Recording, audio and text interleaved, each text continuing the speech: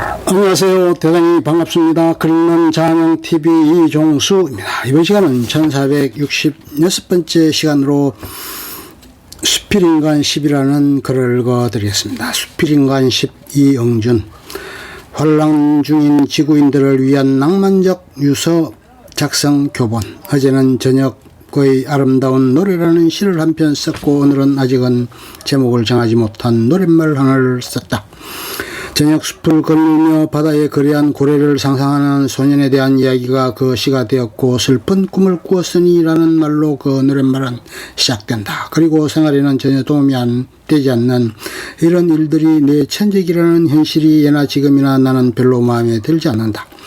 뭐 이런 엉터리 주술사도 다 있나 싶은 것이다. 다만 이런 생각은 가져본다.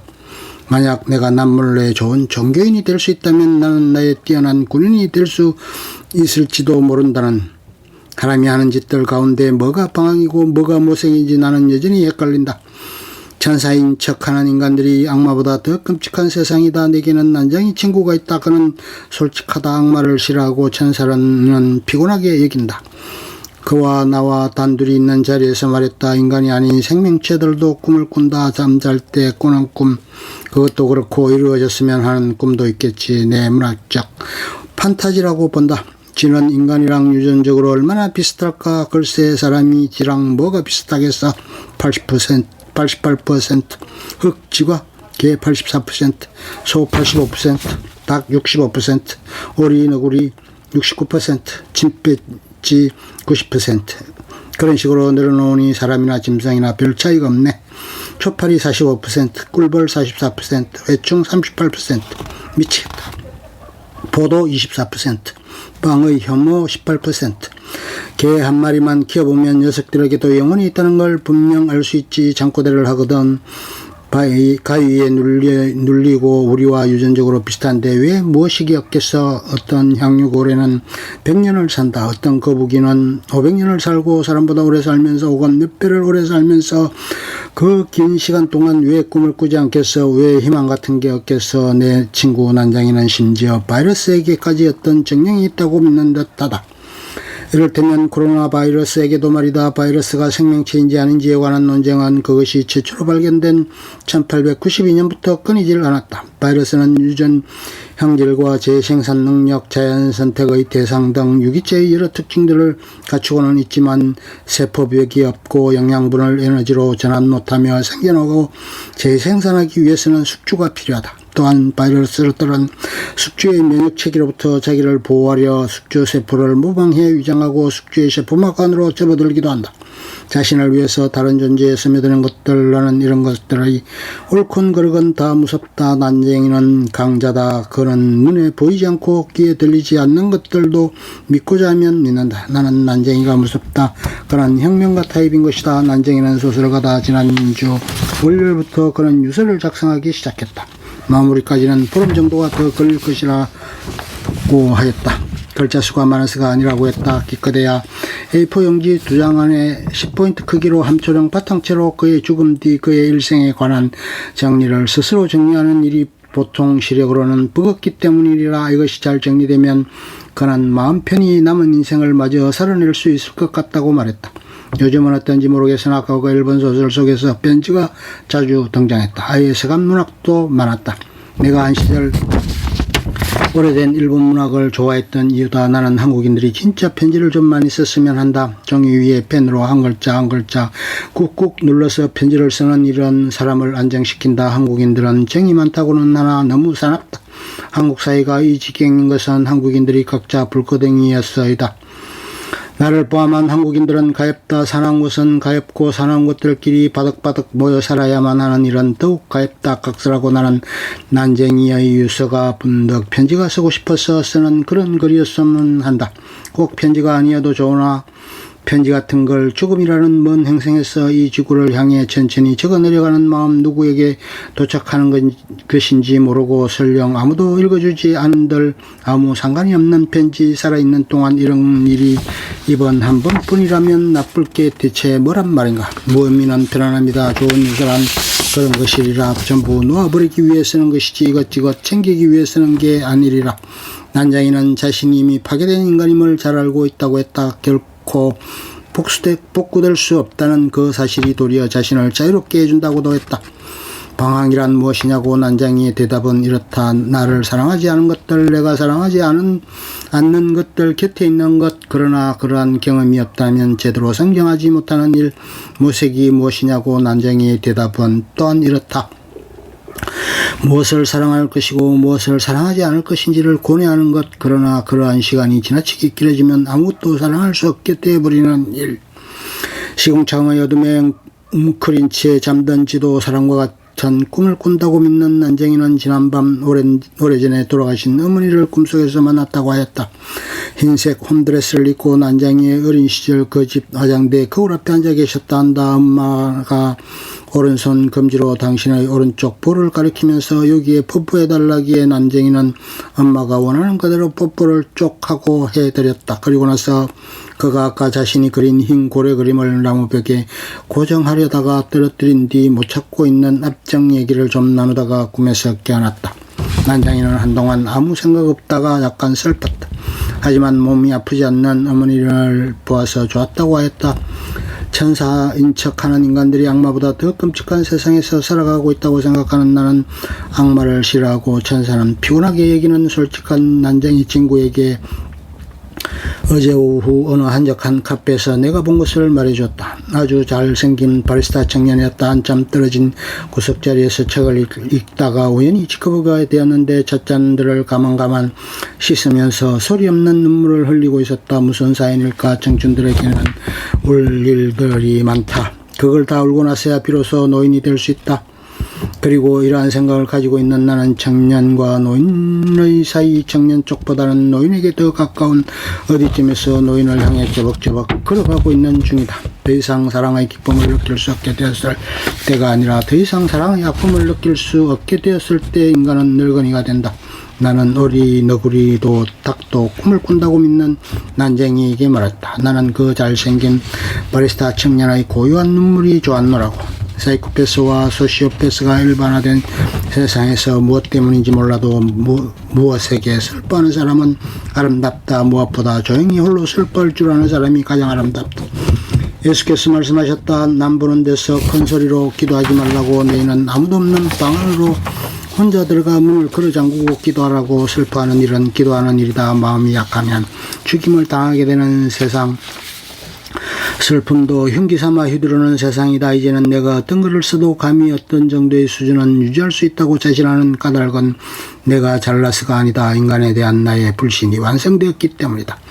사람들이 사랑한다고 광장에서 외치는 사람을 나는 경멸한다. 그의 유전자는 거짓말쟁이의 유전자와 100% 일치한다. 반면 좀 기이한 베이스에서 인간을 너그럽게 바라보는 사람도 있다. 막 환갑을 넘은 언론인은 1980년대의 전설적인 마르크시스트 운동권이었는데 어찌어찌 시대의 경륜에 떠밀려 옛소련에 갔다가 이후 난데없이 유고와 아프리카와 내전 등에서 종군 기자를 하기도 했다. 그는 이 사회, 이 나라에서는 아무리 더럽고 심각한 일들이 벌어져도 실실 웃는다는 소리를 주변으로부터 자주 듣는다고 한다. 그는 아이들과 여인들이 집단으로 강간당하고 도륙당하는 것을 직접 본 사람이다. 인간이 인간을 멸종시키겠다며 죽여서 정말 산처럼 쌓아놓고 기념사진을 찍는 것을 제 두 눈으로 똑똑히 본 사람인 것이다. 지옥보다 더한 세상과 악마보다 더한 인간들을 이미 본 마당에 뭐 이 사회, 이 나라, 이 뭉청이들 정도면 좋은 사회, 좋은 나라, 착한 사람들 아니겠냐고 내게 되묻는다. 과연 덕도와 해탈에는 죽음처럼 순서가 없다지만 방법과 그 결과도 저마다 다른가 보다. 그러나 정작 내게 훨씬 더 인상적이었던 것은 사람들이 이데올로기를 표방하는 집단에 매몰되는 원인에 대한 그의 아래와 같은 견해였다. 인간은 어디에 소속되고 싶어한다. 혼자 먼데서 들어가서 용해버리면 나중에는 나가고 싶어도 겁이 나서 나갈 수가 없다. 나가고 싶어 할 줄은 알면 다행이지 그 사실조차도 자각하지 못한 채 죽는 그 순간까지 쭉 그대로 간다. 그의 모든 인간들은 고작 그거라고 뭐 이런 충격적인 허무 개그가 다 있단 말인가. 하지만 나는 저 고백을 하고 있는 그 인간의 무게를 감히 무시할 수 없었다. 순간 나는 괴테의 파우스트에 나오는 한 구절을 떠올렸다. 버시어 모든 이론은 회색이고 영원한 것은 저 푸른 생명의 나물 안에 레닌이 당대의 이론가들을 논파하여 혁명을 밀어붙이기 위해 자주 인용하던 대목이라고 한다. 기가 찼음을 문이 막힌다. 똑같은 말도 시대 상황과 사용자에 따라서 얼마나 효과적으로 오용될 수 있는지를 본다. 네, 굳이 여기서 악용이 아니라 오용이라는 단어를 선택한 것은 레닌이 저 말을 인용했을 적에 과학적 판단에 의한 진심이었을 것이기 때문이다. 그때는 진실이었다. 그러나 오랜 세월이 흐른 뒤 보니 엄청난 거짓이 되어 있는 것이다. 바로 여기에 역사의 싸악함이 있다. 인간이 역사 앞에 겸손해야 할 이유에 다름 아니다.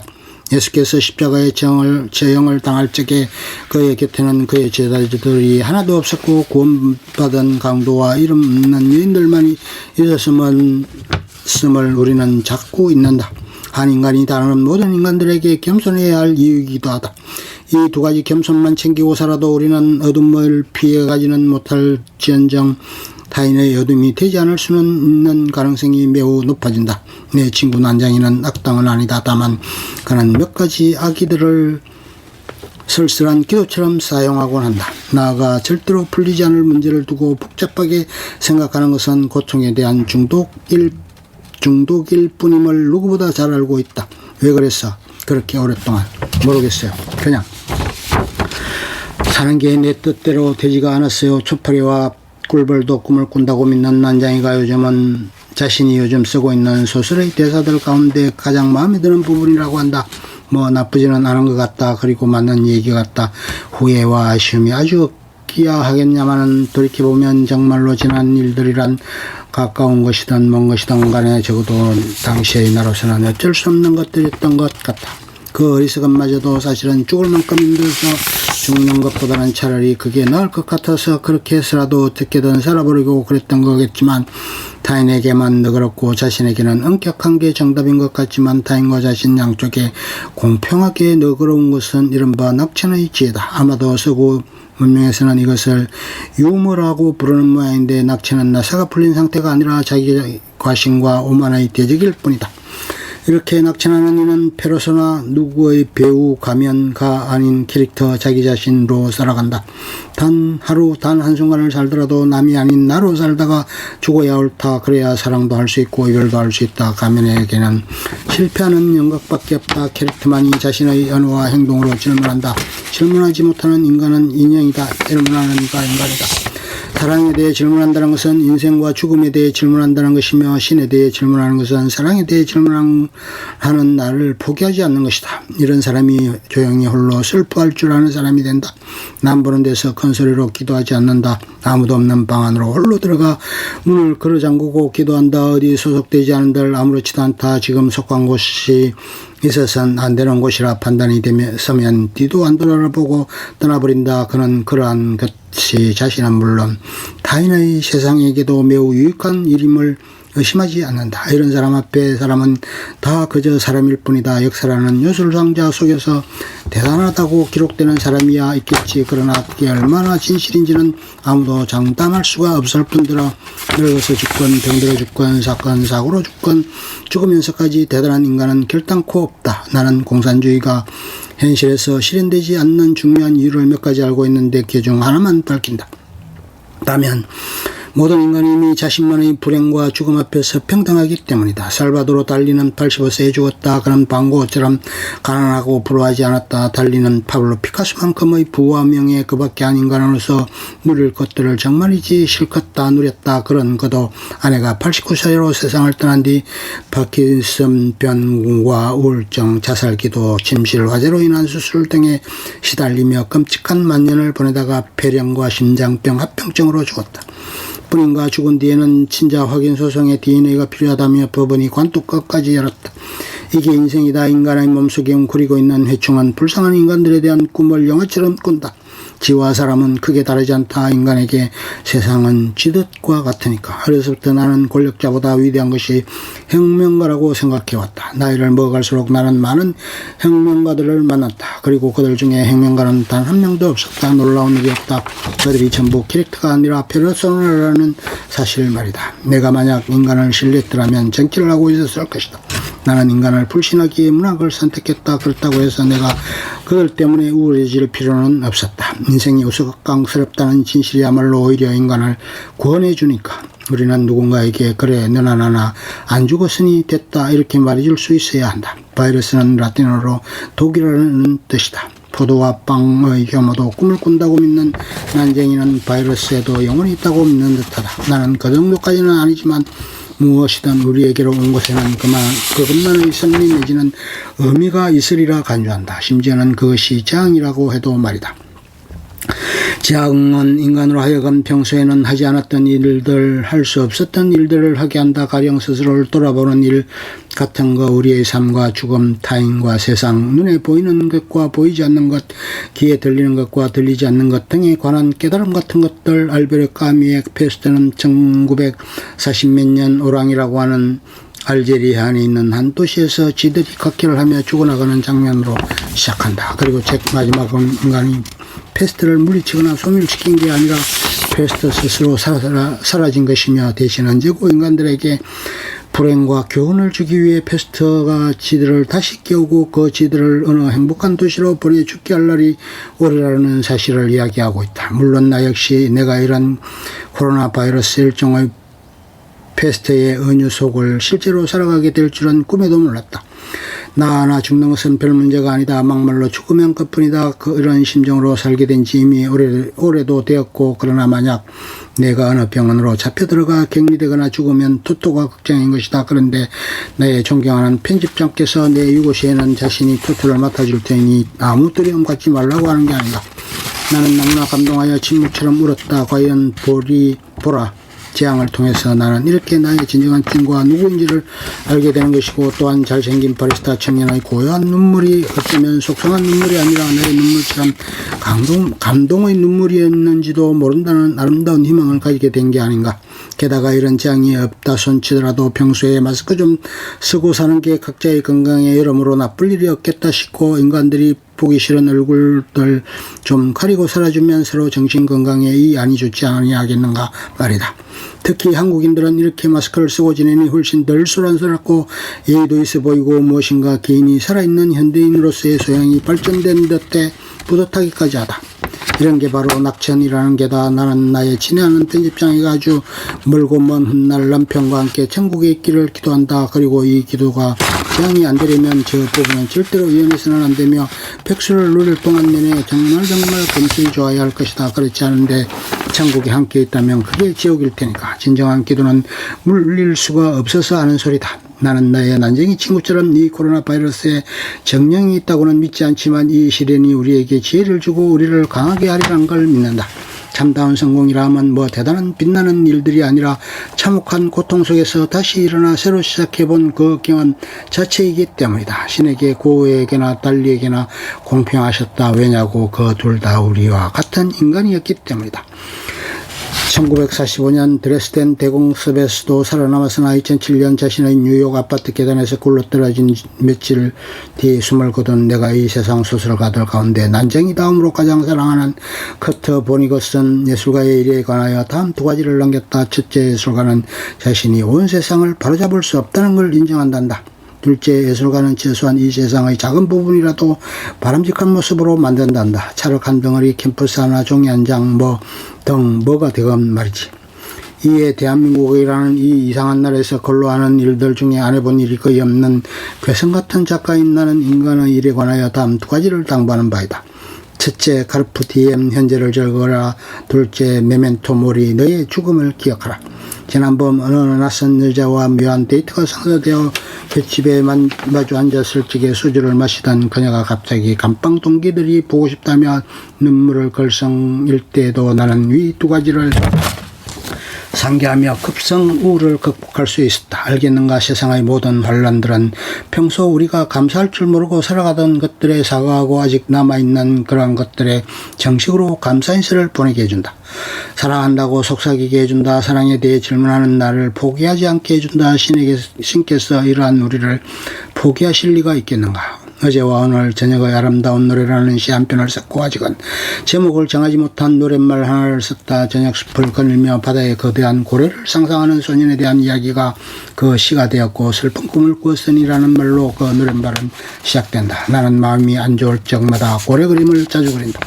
주로 대왕고래를 그린다. 어떤 향유 고래는 100년을 살고 나는 험한 멜빌의 모비딕을 3번이나 통독했음에도 종종 성서처럼 들춰본다. 그리고 지난밤 나는 오래전에 돌아가신 어머니를 꿈속에서 만났다. 흰색 홈드레스를 입고 내 어린 시절 그 집 그 화장대에 거울 앞에 앉아 계셨다. 어머니가 오른손 검지로 당신의 오른쪽 볼을 가리키면서 여기에 뽀뽀를 해달라기에 엄마가 원하는 그대로 뽀뽀를 쭉 하고 해드렸다. 그리고 나서 아까 잠들기 전에 그린 흰 고래 그림을 나무벽에 고정하려다 떨어뜨린 뒤로 못 찾고 있는 앞쪽 얘기를 좀 나누다가 꿈에서 깨어났다. 나는 한동안 아무 생각이 없다가 약간 슬펐다. 하지만 몸이 아프지 않는 어머니를 보아서 좋았다.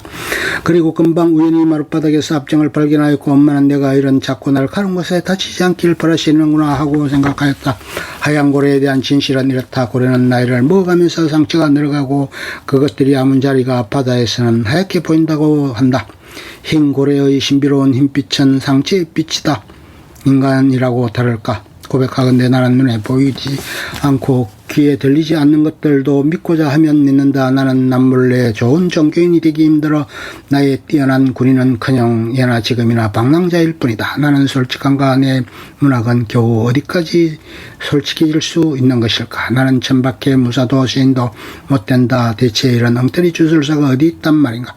나는 괴성일 뿐이다. 이제 문득 내 유일한 친구인 난쟁이 소설가는 겨자씨만큼 작아져 내 손바닥 위에 놓여있다. 나는 그것을 홀씨처럼 입김으로 불어날린다. 그를 버리는 것이 아니다. 떠나보내는 것이 아니다. 그는 어딘가로 가서 무슨 이름이로든 자라 나무가 될 것이다. 나는 이렇게 내 자신을 위해 다른 존재에 스며들었던 나와 이별한다. 나와 난쟁이는 이제 반대뿌리가 되어 먼 우주로 날아가고 있다. 내가 너무 싫어서 싫어할 수밖에 없었던 사람, 이 별에서 이별을 꿈꾸게 했던 사람, 인생은 우스꽝스럽지 않다고 내게 속삭여 나를 괴롭혔던 사람, 나를 영원히 떠날 것 같지 않던 아픔 같은 나, 내 속에서 나온 나의 또 다른 나, 그가 저기 사라지고 있다. 슬픈 꿈을 꾸었으니 좋은 일이 있을 거야. 어둠 속에 있다고 하여도 그것은 어둠이라고만 말하렴. 그가 내게 남긴 말이다. 끝. 좋으면 좋아요, 구독, 알림 설정 눌러주세요. 감사합니다.